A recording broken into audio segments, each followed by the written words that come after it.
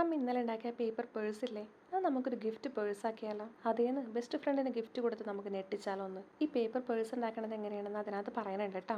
അതുപോലെ തന്നെ നിങ്ങൾ എല്ലാവരും പറഞ്ഞ സ്റ്റിക്കേഴ്സും കളർ മിക്സിങ്ങും മിനി ബുക്കും വിൻറ്റേജ് ജേണലും സ്റ്റിക്കി നോട്ട്സും എല്ലാം ചെയ്യാട്ടോ. ഇത് നേരത്തെ എടുത്ത് വെച്ച വീഡിയോ ആയതുകൊണ്ടാണ് കേട്ടോ.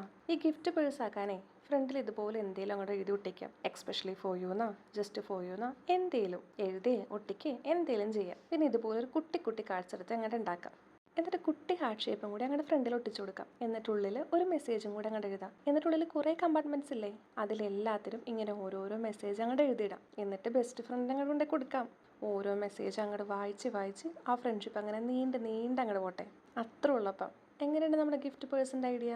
ഞാനിത് സാധനമൊക്കെ ഇട്ട് വെക്കാനാണ് എടുത്തേക്കണത്. അതാട്ടാ ഫ്രണ്ടിൽ ജസ്റ്റ് ഫോർ യു എന്നൊന്നും എഴുതാത്തത്. അതുപോലെ തന്നെ നിങ്ങൾക്ക് ഏത് ഐഡിയ ഇഷ്ടമായെന്ന് വെച്ചാൽ താഴെ കമൻറ്റ് ചെയ്യണേ. അപ്പോൾ വീഡിയോ ഇഷ്ടമായിക്കേണ്ട സബ്സ്ക്രൈബ് ചെയ്യാൻ മറക്കരുത് കേട്ടോ. ഒരു ലൈക്കും കൂടി.